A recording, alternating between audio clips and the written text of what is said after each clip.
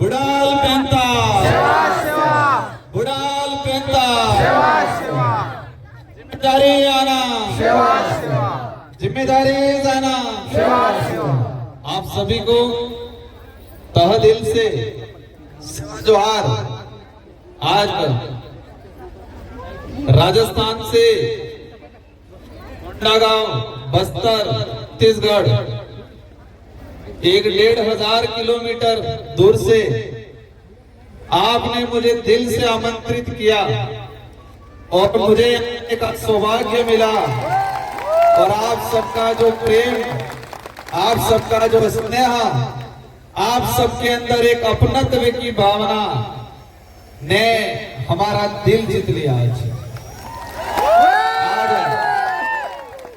गोरवाड़ा समाज समन्वयक समिति के द्वारा और ने कार्यक्रम हमारे आदिवासी समुदाय के पुरखों द्वारा इस फसली त्योहार को पूरे देश के अंदर मनाया जाता है। ये कि अलग के अंदर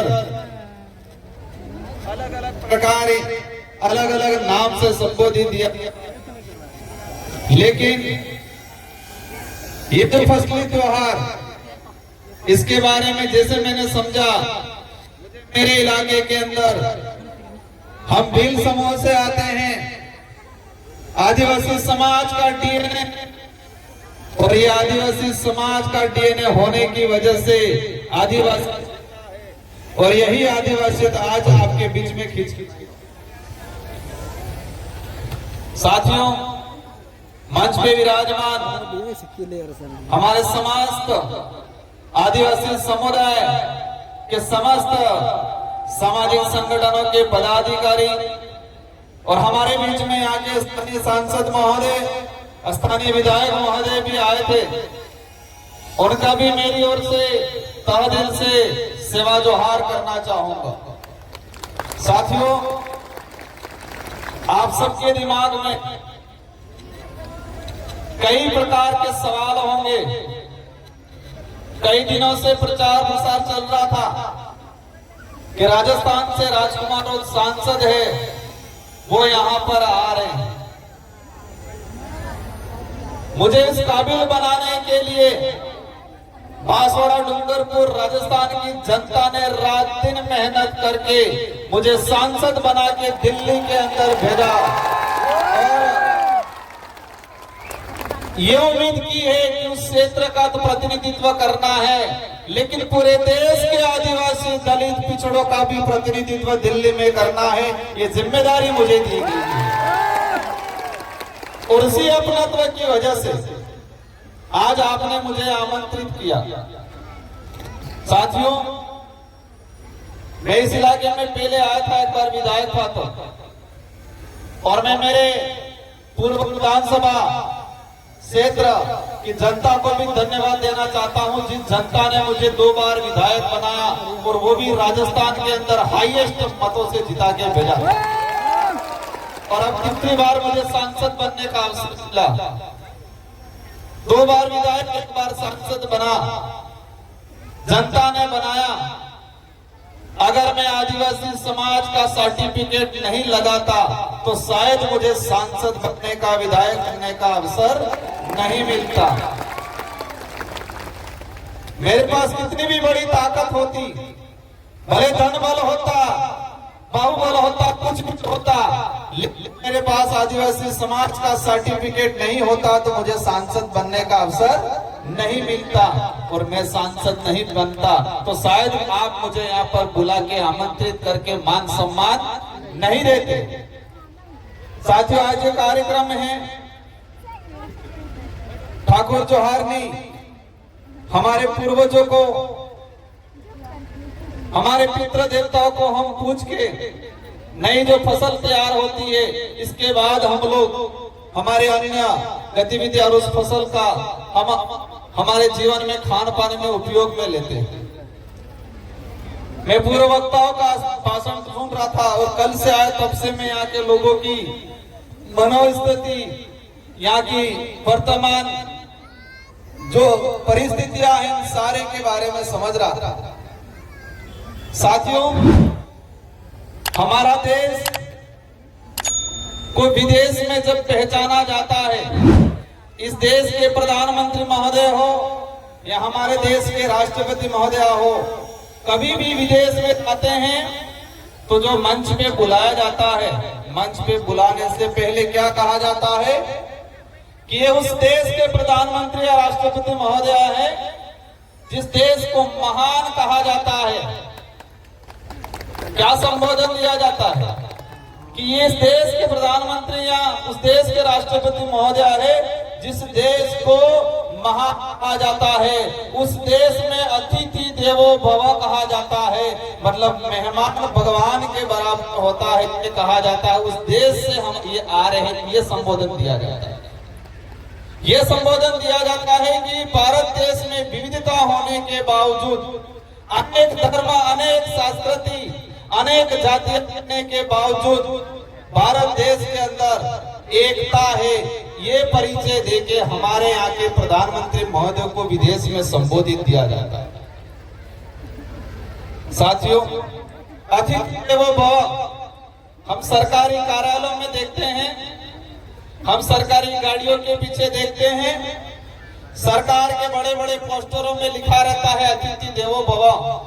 मतलब हमारे गांव में, हमारे जिले में, हमारे देश में जो आया मेहमान, उसको भगवान के बराबर माना जाता है। लेकिन ये शब्द ओनली फॉर आदिवासी इलाके के अंदर ही वर्तमान में स्थापित है, आदिवासी समुदाय में ही स्थापित है, क्योंकि आदिवासी समुदाय के अंदर किसी भी गांव में, किसी भी घर में कोई भी अज्ञात व्यक्ति, अनजाना व्यक्ति चला जाएगा तो उसको मान सम्मान बिठाया जाएगा, पानी पिलाया जाएगा, चाय पिलाई जाएगी, भले पहचान नहीं हो इसके बावजूद पूछा जाएगा कि आप कहां से, बराबर पहचान में नहीं है। यही बात शहर में जाएंगे, अनजान व्यक्ति जाएगा, दरवाजे पे रोक लिया जाएगा, कौन हो, किस लिए आए हो, ये पूछा जाएगा, इसके बाद उसको प्रवेश दिया जाएगा। तो अतिथि देवो जो भव शब्द है वो कहीं न कहीं आदिवासी समुदाय की संस्कृति, समुदाय के रीति रिवाज और आदिवासी समुदाय के अंदर जिस तरह से हमारे अतिथि को आज एक देवो भव शब्द के संबोधन के हिसाब से लाया गया, तो ये अतिथि देवो भव आदिवासी समुदाय की संस्कृति से निकला हुआ शब्द है जो विदेश में आज प्रचलन में और हमारे देश का एक मजबूत शब्द के रूप में यूज किया जाता है। साथियों, एक सवाल आपके अंदर भी है, मेरे अंदर भी है कि सांसद देश में बहुत हैं, हमारे छत्तीसगढ़ में भी हैं, लेकिन आपने मुझे यहाँ पर क्यों बुलाया और मैं यहाँ पर क्यों आया, ये सवाल है। मैं जो समझता हूं कि मैं जो सांसद के रूप में हूं, लेकिन मैं ये समझता हूं कि मुझे जिम्मेदारी मिली है, जिस समाज का सर्टिफिकेट लगा के मुझे सांसद बनाया गया है उस समाज का कर्ज उतारना है, ये सोच के मैं रात दिन मेहनत करता हूं, काम करता हूं। इसीलिए आपने मुझे यहाँ पर बुलाया। साथियों, हमारे समाज की अगर बात करें ऐतिहासिक पृष्ठभूमि की, आजादी से पहले अंग्रेजों से लड़े, राजा रजवाड़ों से लड़े, सामंतों से लड़े, मुगलों से लड़े। अगर आजादी के पहले का चिट्ठा निकाल के देखते हैं तो इस देश में सबसे ज्यादा अगर कोई शहीद हुआ है तो समुदाय का व्यक्ति शहीद हुआ है। भारत देश को आजाद कराने में अगर सबसे ज्यादा किसी का खून बहा है तो वो आदिवासी समुदाय का है, हमारे पूर्वजों का है। लेकिन दुख की बात यह है कि हमारा इतिहास कई किताबों में, कई पाठ्यक्रम में एक गौण हो गया, लाइन के माध्यम हमारा इतिहास हो गया। आजादी के बाद का अगर देखें, इस देश में अगर प्रतिदिन कई अत्याचार होता है, इस देश में विस्थापन होता है तो सबसे ज्यादा अत्याचार और सबसे ज्यादा विस्थापन अगर हो रहा है तो आदिवासी समुदाय का हो रहा है। आज की तारीख भले वो छत्तीसगढ़ में हो, भले वो झारखंड में हो, भले वो राजस्थान में हो, लेकिन विकास के नाम से अगर विस्थापन होता है तो सबसे ज्यादा आदिवासी समुदाय का है। ये जो कागज पकड़ाया गया मुझे, हमारे आयोजन कमेटी ने बताया कि इन मुद्दों पे बात करना है। साथियों, हमारी जो संस्कृति है, परंपरा है, ये हमारी आइडेंटिटी है। अगर वो आइडेंटिटी नहीं रहेगी तो हमारी पहचान खत्म हो जाएगी, और पहचान खत्म हो जाएगी तो प्रमाण पत्र मिलना भी मुश्किल हो जाएगा, और प्रमाण पत्र मिलना मुश्किल हो गया तो हम अधिकारी नेता बनना भी मुश्किल हो जाएगा। इसलिए हमारी जो संस्कृति है, कई लोग पढ़े लिखे बनने के बाद, अधिकारी नेता बनने के बाद ये कहते हैं ये तो पुराने जमाने का काम है। हमारी संस्कृति के बारे में, हमारी पूजा पद्धति के बारे में कुछ लोग तर्क देते हैं कि जमाना बदल गया है, हमको बदलना पड़ेगा, कब तक ऐसे न ऐसे रहोगे, ये कहा जाता है। लेकिन वो उसको उस काबिल कहलाने के लिए और उस काबिल बनाने में संस्कृति का बहुत बड़ा योगदान है। जो व्यक्ति ऊपर जाके ये बोलता है, उसको उस काबिल बनाने में इस संस्कृति का बहुत बड़ा योगदान है। और हमारे आदिवासी समुदाय की संस्कृति, हमारी परंपरा, रीति रिवाज हमारे विकास में कहीं पर भी बाधक नहीं है, वो हमेशा सहायक के रूप में काम करती है।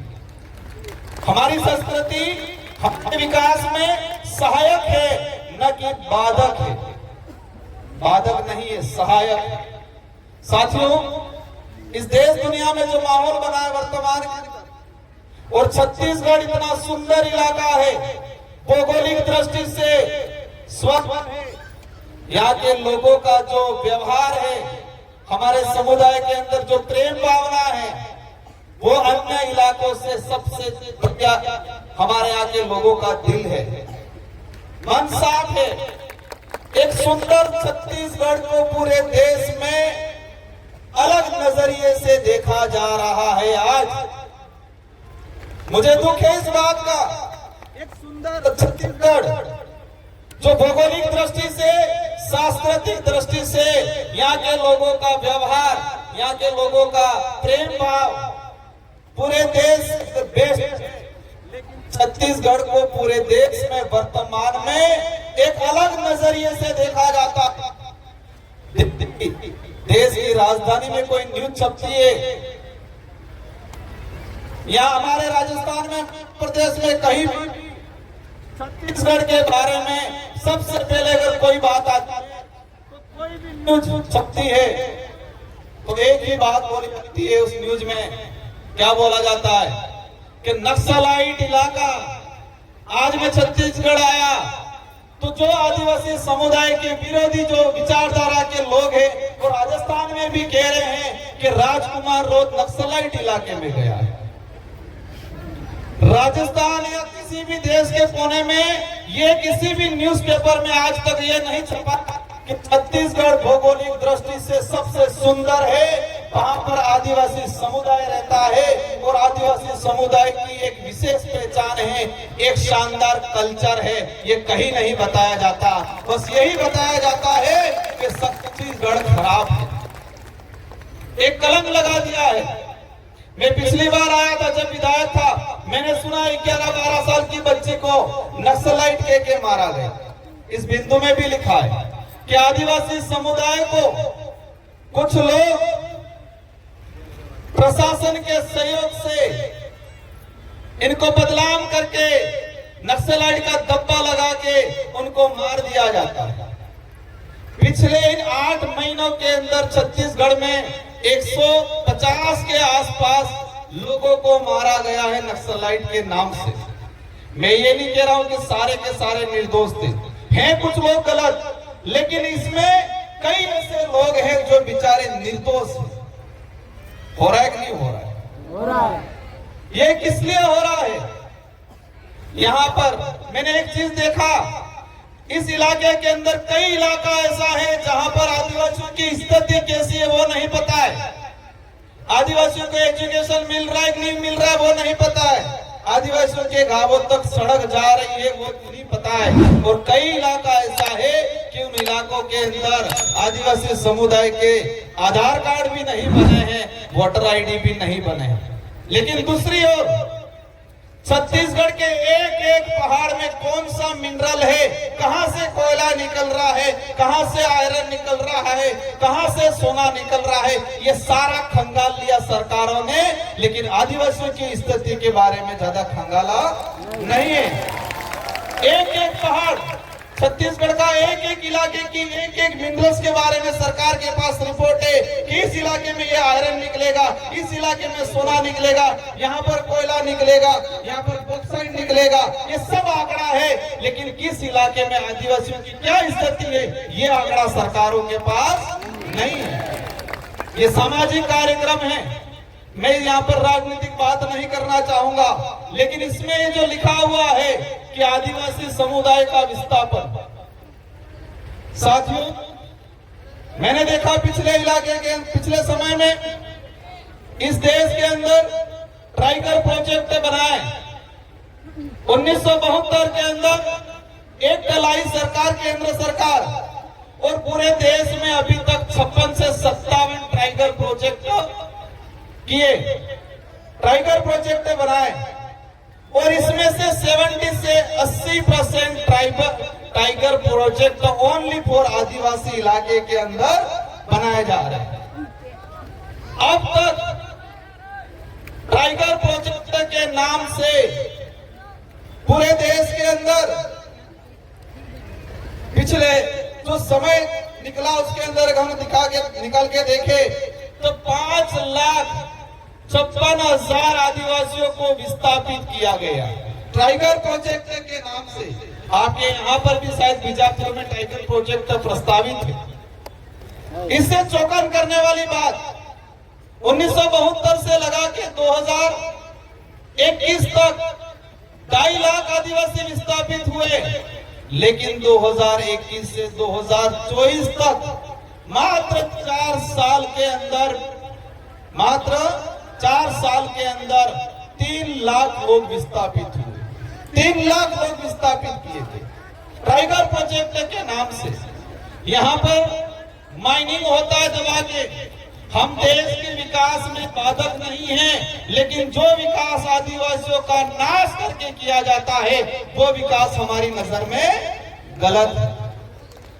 हमने देखा पिछले इलाके के अंदर, फॉरेस्ट के अंदर जो आदिवासी रह रहा है वर्षों से, आजादी से पहले से, उसके लिए एनडीए की सरकार 2006 में फॉरेस्ट राइट एक्ट लाई। लेकिन छत्तीसगढ़ का ही मैंने आंकड़ा निकाला, पिछले 5 साल के अंदर 100 से 200 हेक्टेयर जमीन भी फॉरेस्ट राइट एक्ट के तहत आवंटन नहीं किया गया। लेकिन पूरे देश में वन विभाग की 18,982 हेक्टेयर जमीन प्राइवेट कंपनियों को, कितने 18,982 हेक्टेयर जमीन प्राइवेट कंपनियों को फॉरेस्ट की जमीन दी गई। लेकिन एक बेचारा गरीब आदमी जो आजादी से पहले वन विभाग में रह रहा है वो आज भी पट्टों के लिए तरस रहा है। आपके छत्तीसगढ़ के अंदर भी पिछले 5 साल के अंदर 2280 हेक्टेयर जमीन फॉरेस्ट की प्राइवेट कंपनियों को दिया गया। लेकिन छत्तीसगढ़ का आदिवासी समुदाय को 200-300 हेक्टेयर भी आज तक कितना चाहिए, उस आदमी को रहने के लिए 1 या 2 बीघा चाहिए, लेकिन वो भी आज तक नहीं मिल पाया है। साथियों, ये लड़ाई लंबी है, ये लड़ाई राजनीति करने की भी नहीं है। ये लड़ाई जो हमारे पुरखे लड़के गए, हम बिरसा मुंडा जी को याद करते हैं, गुंडाधर बाबा को याद करते हैं, तिलका मांझी को याद करते हैं। उन लोगों ने जल जंगल जमीन की लड़ाई लड़ी। हम जल जंगल जमीन का नारा जरूर लगा लेते हैं, लेकिन जल जंगल जमीन को उजाड़ कौन रहा है उसके बारे में आज भी अनभिज्ञ।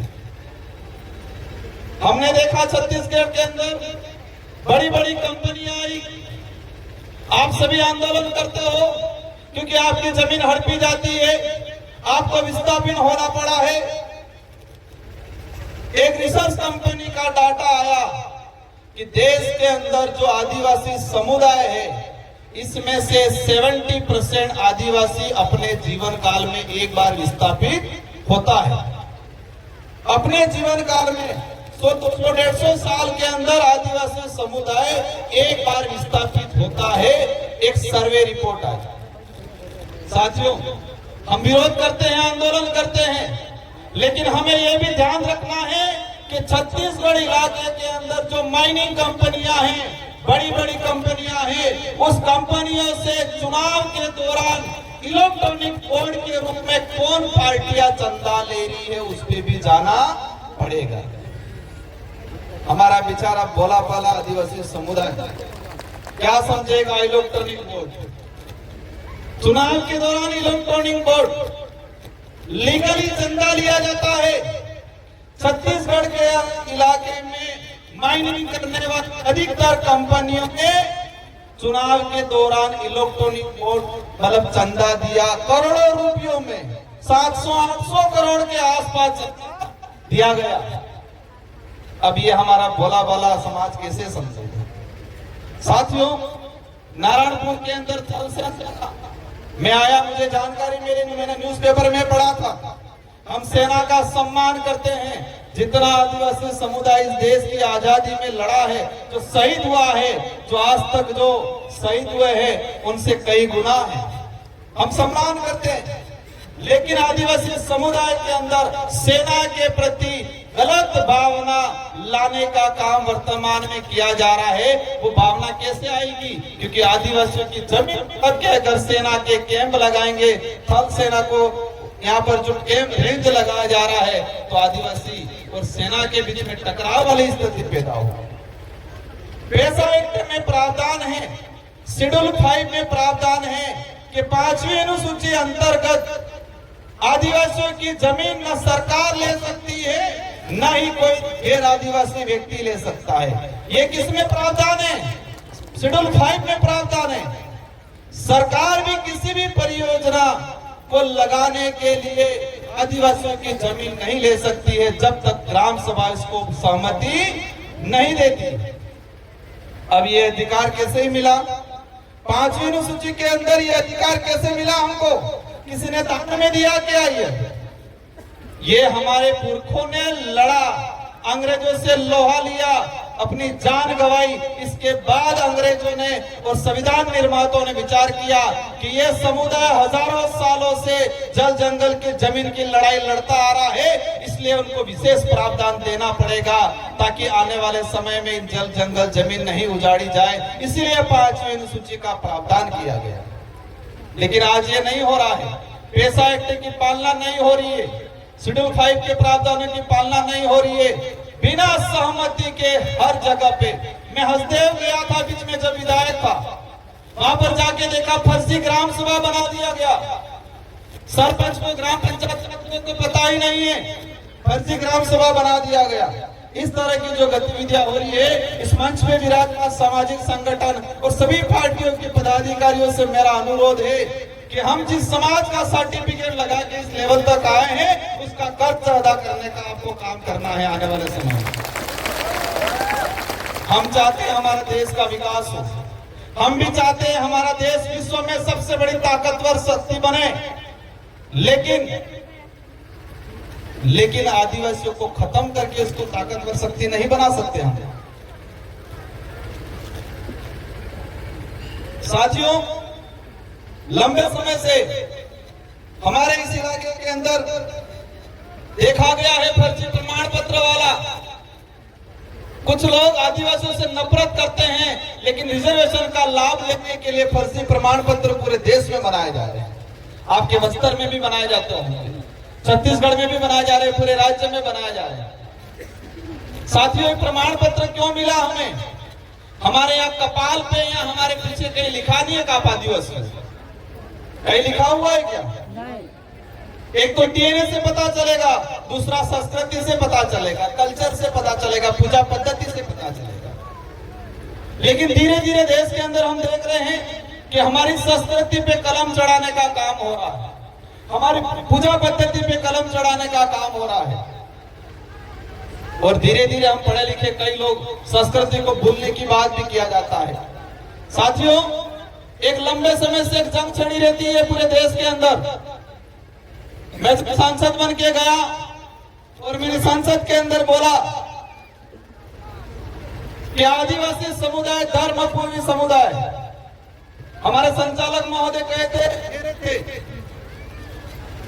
कि यहाँ पर हमें ये राजनीतिक मंच नहीं है, ना ही ये धार्मिक मंच है, लेकिन ये ज्ञापन दिया, उसमें मुझे लिख के दिया गया कि आदिवासी धर्म कोड लागू करने पर। इस ज्ञापन में दिया गया है कि आदिवासी धर्म कोड जारी किया जाए। जब इस बात काफी भूचाल आता है, वो समस्या आ रही है। पता नहीं माइक भी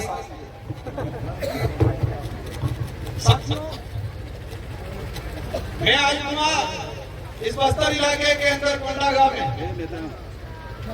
मैंने सभी धर्मों को नजदीक से देखा है, सभी धर्म की धार्मिक परंपरा को भी देखा है। जैन धर्म की परंपरा को देखा है, हिंदू धर्म की परंपरा को देखा है, ईसाई धर्म की परंपरा को देखा है, बौद्ध धर्म की परंपरा को देखा है। लेकिन आदिवासी समुदाय की धर्म परंपरा, भक्ति परंपरा, हमारी पूजा पद्धति किसी भी धर्म से मेल नहीं खाती। इसीलिए अपनी आइडेंटिटी को लेके पूरा देश का आदिवासियों का अलग से धर्म कोड की मांग कर रहे हैं। क्या इस बात में आप सभी सहमत हो? पक्का? कौन सहमत, कौन नहीं है? सब सहमत है। हम ये कहते हैं कि हमारा बाप, हमारे खुद के बाप की बात करते हैं तो दूसरों को दिक्कत थोड़ी होनी चाहिए। होनी चाहिए क्या? एक जंग छिड़ी हुई है पूरे देश के अंदर। हम किसी भी धर्म के विरोधी नहीं है, हम किसी भी धर्म के विरोधी नहीं है, लेकिन आदिवासियों की अपनी परंपरा, अपनी आइडेंटिटी को बचाना हमारी जिम्मेदारी है। और उसमें जब भी बात करते हैं, मैंने संसद के अंदर भी कहा था कि आदिवासी समुदाय न ईसाई है, न सिख है, न बौद्ध है, आदिवासी आदिवासी है। हमें आदिवासी की संस्कृति, हमारी आइडेंटिटी को बरकरार, आप सभी के साथ से हमारी लड़ाई धर्म की भी नहीं। एक बात ये भी समझना है, हमारी लड़ाई हमारी संस्कृति बचाने की है। हमारी लड़ाई हमारा इतिहास को, वास्तविक इतिहास को आने वाली पीढ़ी को बताने की है। हमारी लड़ाई रिजर्वेशन की है, हमारी लड़ाई जंगल जमीन की है, हमारी लड़ाई आइडेंटिटी बचाने की है।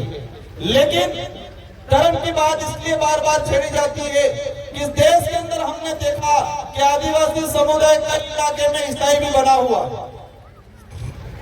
कई इलाकों में आदिवासी समुदाय, महाराष्ट्र का कुछ इलाका उधर मुस्लिम भी बना हुआ है, कुछ इलाकों में आदिवासी समुदाय हिंदू भी बना हुआ है, कुछ इलाकों में आदिवासी समुदाय सिख भी बना हुआ है।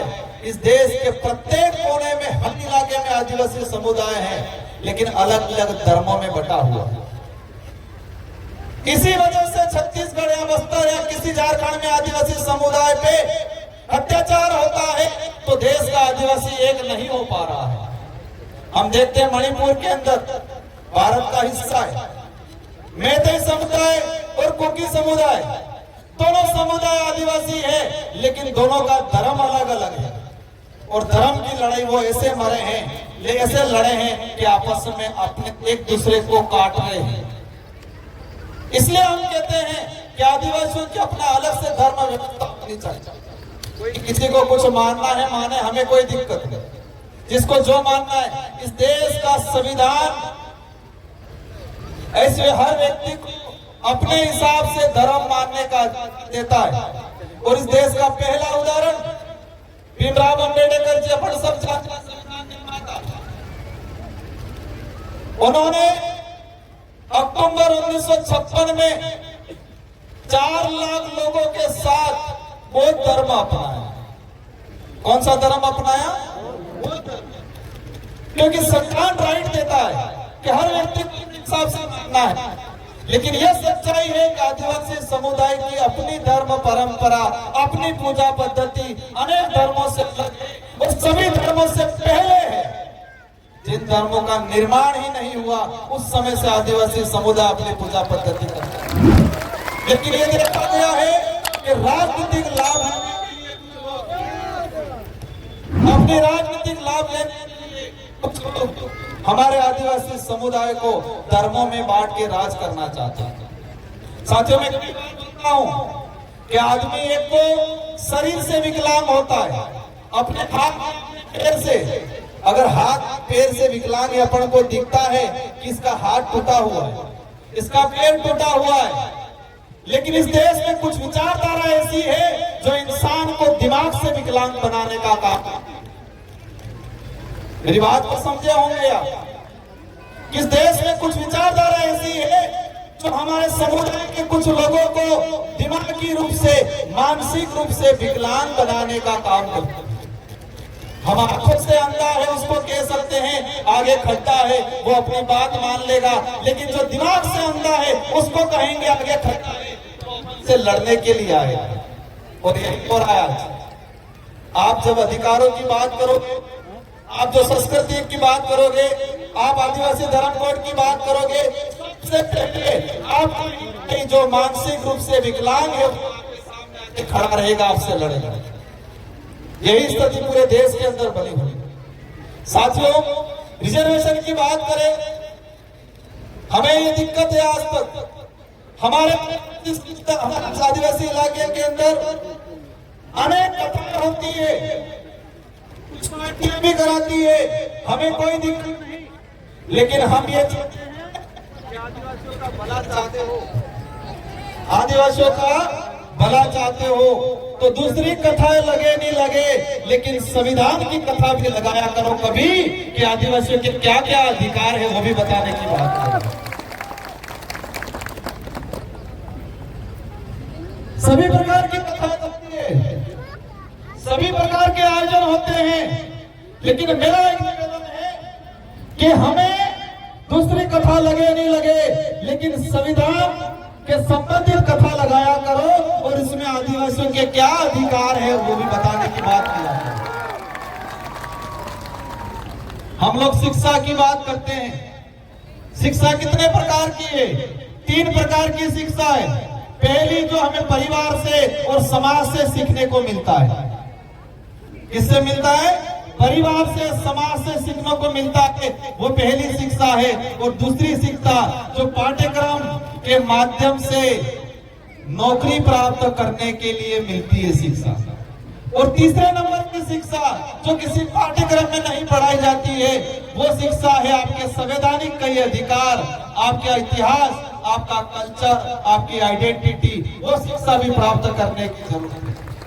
अब हमारे लोग पाठ्यक्रम वाली शिक्षा प्राप्त करके अधिकारी, कर्मचारी, नेता बन जाते हैं, लेकिन जो हमारे समाज के इतिहास जो किसी पाठ्यक्रम में नहीं दर्शाया जाता है, हमारे समाज के अधिकार जो किसी पाठ्यक्रम में नहीं दर्शाए जाते हैं। मैं जानना चाहता हूं कि छत्तीसगढ़ के अंदर पाठ्यक्रम जो है उस पाठ्यक्रम में शेड्यूल 5 के प्रावधानों के बारे में किस किस कक्षा में पढ़ाया जा रहा है? पढ़ाया जा रहा है किसी कक्षा में? नहीं पढ़ाया जा रहा है। क्यों नहीं पढ़ाया जा रहा है? पेशा एक्ट कानून क्यों नहीं पढ़ाया जा रहा पाठ्यक्रम में?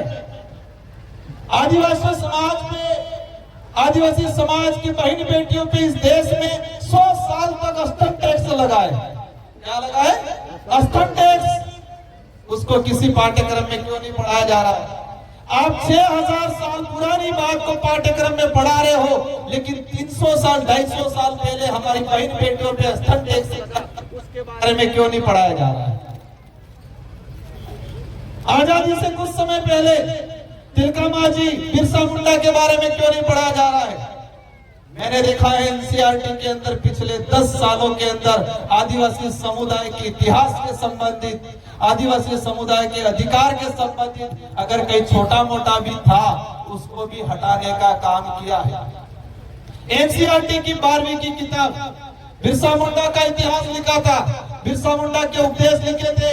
बिरसा मुंडा ने कहा था कि आदिवासी समुदाय की पूजा पद्धति अनेक धर्मों अन्य धर्मों से अलग है, वो किसी भी धर्म में मेल नहीं खाती है। बिरसा मुंडा जी ने उपदेश दिया था, एक लेखक ने लिखा था, वो कई सालों से एनसीईआरटी में पढ़ाया जाता था, लेकिन 2024 में उसको हटा दिया गया और कहा कि आदिवासी बिरसा मुंडा जी हिंदू धर्म को अपनाना यूके के चले गए। और वो सच्चाई नहीं था। मैं किसी धर्म का विरोधी नहीं हूं, लेकिन ये बात जरूर है कि आदिवासी समुदाय सभी धर्मों से पहले है। आदिवासी समुदाय की अपनी खुद की धार्मिक व्यवस्था है, ये सच्चाई है। हिंदू विवाह अधिनियम 1955, हिंदू उत्तराधिकार अधिनियम 1956, इसमें स्पष्ट कर रखा है कि हिंदू विवाह अधिनियम आदिवासी समुदाय पर लागू नहीं होता है। क्यों? क्योंकि आदिवासी समुदाय हिंदू नहीं है। ये मैं नहीं कह रहा हूं, ये हिंदू विवाह अधिनियम कह रहा है। सुप्रीम कोर्ट के कई जजमेंट कह रहे हैं, हाई कोर्ट के कई जजमेंट कह रहे हैं, इतिहास कह रहा है, संविधान कह रहा है कि आदिवासी समुदाय आदिवासी है, वो सभी धर्म पूर्वी समुदाय है। ये सच्चाई है। साथियों, आरक्षण की बात को मैंने थोड़ा अलग वे में थोड़ा लेके बताया। आरक्षण की बात करते हैं, यहाँ पर लिखा है मुझे कि आरक्षण 100% लागू किया जाए। कितना प्रतिशत? शेड्यूल एरिया के अंदर रिजर्वेशन 100% लागू किया जाए। क्या ये सच्चाई है? क्या ये संविधान में प्रावधान है? 100% रिजर्वेशन लागू होना चाहिए, ये बात आप सब कर रहे हो? मांग कर रहे हो नहीं कर रहे हो? कर रहे हो। क्या संविधान में इसका प्रावधान है? संविधान में प्रावधान है। शेड्यूल एरिया, शेड्यूल 5, शेड्यूल 6 में जमीन का हो, शासन प्रशासन में 100% रिजर्वेशन आदिवासियों को मिलना चाहिए, ये संविधान के अंदर है और इम्प्लीमेंट भी हुआ है कुछ इलाकों के अंदर। आंध्र प्रदेश आपका दूर नहीं है, आंध्र प्रदेश राज्य में 100% रिजर्वेशन 7 साल तक मिला। शेड्यूल एरिया की कोई भी भर्ती एक्सल 1 से एक्सल 9 तक की भर्ती में 100% अगर 150 सीटें आई है थर्ड ग्रेड टीचर की, तो 150 ही 50 आदिवासियों से भरी जाएगी, ये प्रावधान है। और आंध्र प्रदेश में 7 साल तक लागू रहा, आंध्र प्रदेश के लोगों को मिला। अगर संविधान में प्रावधान नहीं होता तो आंध्र प्रदेश में 7 साल तक नहीं मिलता। अब खत्म कैसे हुआ? कुछ लोग विरोधी लोग हाई कोर्ट गए, सुप्रीम कोर्ट गए, और वहां मैनेज होके वो मामला आज भी सुप्रीम कोर्ट में अटका हुआ। ये प्रावधान है, लेकिन संविधान के मंदिर की और सबसे बड़ा ग्रंथ है संविधान, उस ग्रंथ को कभी नहीं बांटा जाता है। बाकी ग्रंथ की किताबें बहुत बांटी जाती है। तो हमें संविधान के ग्रंथ है, उस ग्रंथ को समझना है, उस ग्रंथ को बांटना है, उसको ग्रहण करना है और उसमें हमारे क्या अधिकार हैं, उस अधिकार को समझना है। ये हम सबकी जिम्मेदारी है। हमने तो जिंदगी निकाल ली, आप सब भी निकाल लेंगे। आप भी संघर्ष कर रहे हो, हम भी संघर्ष कर रहे हैं, नेता बन के कर रहे हैं, पता नहीं कब क्या हो जाए। लेकिन हम आने वाली पीढ़ी को क्या देने जा रहे हैं? आप में आया, आपने पूजा पद्धति करवाई, हमारे पूर्वजों को आपने फूल माला पहनवाई मेरे से। क्यों पहनवाई? क्योंकि ये लोग हमारे लिए लड़ मर के गए, हमारे लिए जमीन निकाल के गए, हमारे अधिकार दिला के गए, इसलिए हम अगरबत्ती दिया पूजा पद्धति कर रहे हैं, नहीं कर रहे? अगर इन्होंने हमारे लिए भलाई का काम नहीं किया होता तो आज हम उनकी पूजा पद्धति नहीं करते। और हम जो कर रहे हैं आज, हम आवश्यकता वाली भौतिक सुख सुविधा वाली जिंदगी जी के अधिकार खत्म करने वाले लोगों के साथ खड़े रह रहे हैं। तो आने वाले 40-50 साल बाद हमारी पीढ़ी जल जंगल जमीन से बाहर हो जाएगी, उनसे छीन लिया जाएगा, रिजर्वेशन खत्म हो जाएगा, पहचान खत्म हो जाएगी, उनकी धार्मिक व्यवस्था खत्म हो जाएगी। तब 50 साल बाद हमारी जो पीढ़ी है, हम हमारा अगरबत्ती दिया नहीं करेगी। करेगी? अपनी पूजा पद्धति करेगी, पूजा पाठ करेगी? क्योंकि हम तो हमारे अधिकार जो है वो खत्म करके जा रहे हैं। हम तो हमारी संस्कृति पे अन्य संस्कृति का कलम चढ़ा के जा रहे हैं। हम तो जो रिजर्वेशन खत्म हो रहा है उसके साथ जा रहे हैं। हमारे लोग टीचर बन गए, कांस्टेबल बन गए, कुछ आरएस अधिकारी सीआई बन गए, कुछ प्रोफेसर बन गए, हम खुश हो गए। लेकिन देश के अंदर सुप्रीम संस्थाएं है, IITN है, IIM है, विश्वविद्यालय है, वहां पर छत्तीसगढ़ का एक भी आदिवासी प्रतिनिधित्व नहीं है IITN में। पूरे देश के IITN जो है, पूरे देश के विश्वविद्यालय हैं, यहाँ पर आदिवासियों का प्रतिनिधित्व 2.5% है आज भी। अगर 100 प्रोफेसर हैं विश्वविद्यालय में तो वहां पर 2 से 3% आदिवासियों का प्रतिनिधित्व है। और इसमें भी देखा जाए तो हमारे इलाके का आदिवासियों का प्रतिनिधित्व आज भी नहीं है। इसलिए साथियों, मेरा आज आने का उद्देश्य ये है कि हमारे अंदर जागरूकता है, हम हमारे अधिकारों को पहचाने, हमारा दुश्मन कौन है उनको पहचाने, और दुश्मन से लड़ाई हमको विचारों से लड़नी है। और हमारे विचारों में इतनी ताकत है कि आने वाले समय में अवश्य पूरे देश का आदिवासी समुदाय एक मंच पे आए। संविधान में प्रावधान इसलिए कर दिया है रिजर्व सीट का, ताकि उस समाज का MLA MP जाके समाज का प्रतिनिधित्व करेगा। लेकिन आज देश के अंदर जिस समाज का सर्टिफिकेट लेके जनप्रतिनिधि जाते हैं, उस समाज के प्रति उत्तरदायित्व कम रहते हैं, उस समाज के प्रति वफादार कम रहते हैं, उस समाज के प्रति जवाबदेही कम रहते हैं। वो जवाबदेही किसके रहते हैं? हाईकमान की। वो वफादार किसके रहते हैं? वो उत्तरदायित्व किसके रहते हैं? लेकिन हमें ऐसा माहौल क्रिएट करना है, आप कहीं भी पार्टी में रहो, मुझे कोई दिक्कत नहीं, लेकिन ऐसे जनप्रतिनिधि को हमें तैयार करना है कि जो समाज के प्रति उत्तरदायित्व रहे, समाज के प्रति वफादार रहे और समाज के प्रति जवाबदेही रहे। ऐसे लोगों को हमें तैयार करने की सख्त जरूरत है। साथियों, समय काफी हो चुका है, मुझे भी जाना है, लेकिन मैं आपसे एक निवेदन करके जाना चाहूंगा। ये संस्कृति, ये आपकी ताकत है। ये बोली भाषा, हल्बी भाषा, गोंडी भाषा, ये हमारी आइडेंटिटी है। और आंदोलन छेड़ना है कि हल्बी भाषा, गोंडी भाषा को राज्य लेवल पे 8वीं सूची के अंदर केंद्र सरकार को प्रस्ताव भेजो। और मैं आपकी इस बात को, हल्बी भाषा, गोंडी भाषा, इन भाषाओं को 8वीं सूची के अंदर जोड़ने के लिए केंद्र सरकार को पत्र भी लिखूंगा। और लोकसभा में हर समस्या को लेके, आपके जल जंगल जमीन को लेके, आपके अधिकारों को लेके, आपके बोली भाषा के संरक्षण को लेके अवश्य हम लोकसभा के अंदर आपकी बात रखेंगे। और मैंने एक चीज देखा है, हमारा टीचर जा रहा है स्कूल में, बच्चा तो हल्बी बोल रहा है, गोंडी बोल रहा है, और टीचर को गोंडी और हल्बी आई नहीं।